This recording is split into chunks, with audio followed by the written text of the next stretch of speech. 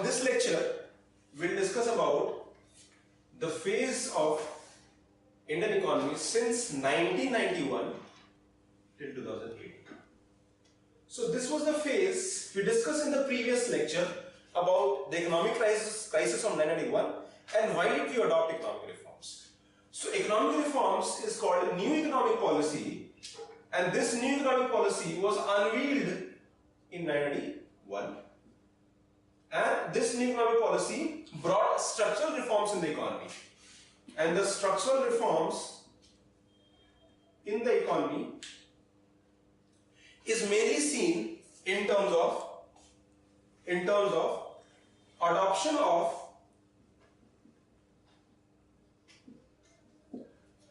policies of liberalization,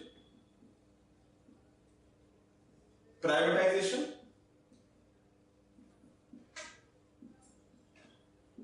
and globalization. Now structural reforms, why? Why called structural reforms? Because it changed the entire approach of our economy. So here the economic mode was capitalist in nature.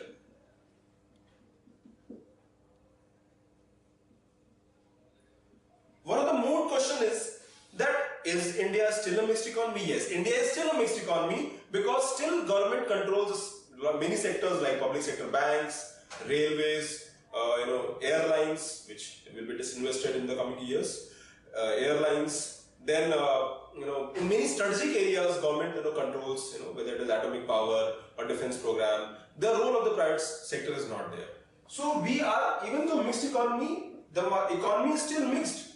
But remember, now the role of the government is more limited. Government basically makes rules, regulations and laws, and it provides the conducive environment in which the private sector can operate. So in this capitalist economy, first we have allowed liberalization. Now liberalization has two aspects. One is called the external liberalization and other is called the internal liberalization. External liberalization, which means you allow the entry of MNCs. MNC is a multinational company. Multinational company, which means any company which has presence in more than one country, or let's say 2 or more countries, is called multinational company. So we have multinational companies which have presence across the globe. Internal liberalization, here we mean to say the areas, for example, private sector in most areas, in fact of all the areas, whether it is retail, manufacturing, trade, business, all the areas, you have internal. Internal means reducing the rules and regulation, or remember, dismantling the license Raj, which was there in the reform phase. Dismantling the license and inspector Raj, and here it was mainly about industrial policy. So industrial policy will allow the private industries also to operate. External means entry of MNC and foreign capital, remember. Foreign capital also is one of the aspects. Foreign capital here, I mean to say foreign direct investment and foreign institutional investors. So when the capital comes from outside, money, when foreign companies, MNC, when they invest in India, that will be in the category of either FDI or FII. So we have, this is external sector liberalization, this is internal sector liberalization. So when you liberalize the economy, which means you allow the private sector to function properly, and the regulation, restriction or the control system was dismantled, and you allowed the private sector, both domestic as well as foreign. Privatization basically, which means, now privatization has two aspects.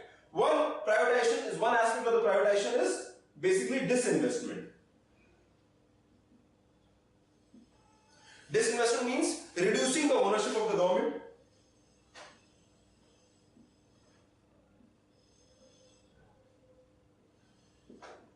In PSUs. So the ownership of the government will have to be reduced in PSUs, which means private sector will increase their ownership. And or the sell-off. You sell the entirely. You sell the entire public sector. Example is Maruti. So Maruti was government entities. It was a government entity, now it's a private. Similarly, we had Balco, Bharat Aluminium companies. So these were private, public sectors, but they were sold. Why? Because they were in losses. So privatization is basically a principle which says that government should reduce its role in the economic mode of production, goods and services, and it should allow the private sector to perform. But around that time, government took a judicious decision wherein they only allowed to privatize those sectors which were in losses. So fact entities or PSUs which were in losses or they were strategic in nature, they were not allowed. Only the loss-making PSUs were sold. In fact, here also, the PSUs which were doing well, they were categorized under MOUs, Memorandum of Understanding. So we have categories like Mini Ratna, Navratna, we have Maharatna.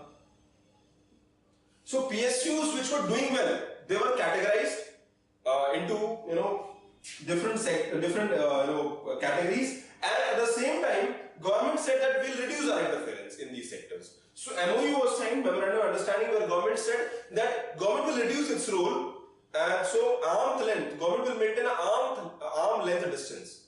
So intervention of government in PSUs will also decrease. So that way you allow PSU to operate, and there will be financial autonomy and operational autonomy. Remember, the same PSUs which were under losses, they started performing as well. Many PSUs which were profiting, their profit increased. Other which were in losses, they were sold and disinvested. Overall, government tried to rationalize its role in the production activity, in the activities where government had a major role, and it believed that PSUs will also have to compete with private players. And if the PSUs have to compete with private players, they will have to be given certain requisite autonomy in terms of financial and operational. That will define the way in which they will function, and these PSUs can also go global. So we have ONGCs. ONGC has presence across the world. And so that is the concept of privatization. Mainly privatization talked about sell-off and disinvestment. Even today, disinvestment is a major policy. In fact, post late 90s, in 2000, there was a Department of Disinvestment was also created, and many areas, government entities or PSUs which were in losses, they were sold.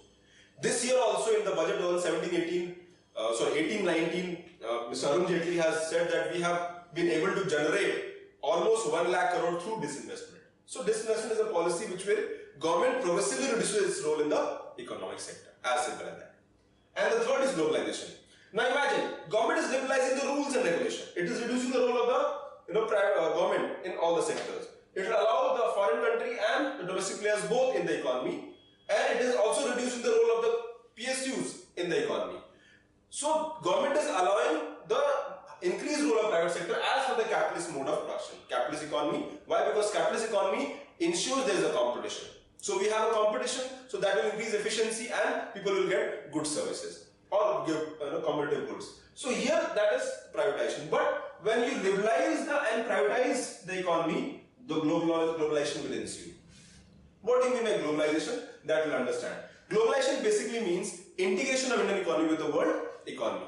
So here we understood about liberalization, privatization. In the next lecture, we'll discuss about the concept of globalization. If you like the video, you can subscribe and pass on to the others as well. Thank you very much.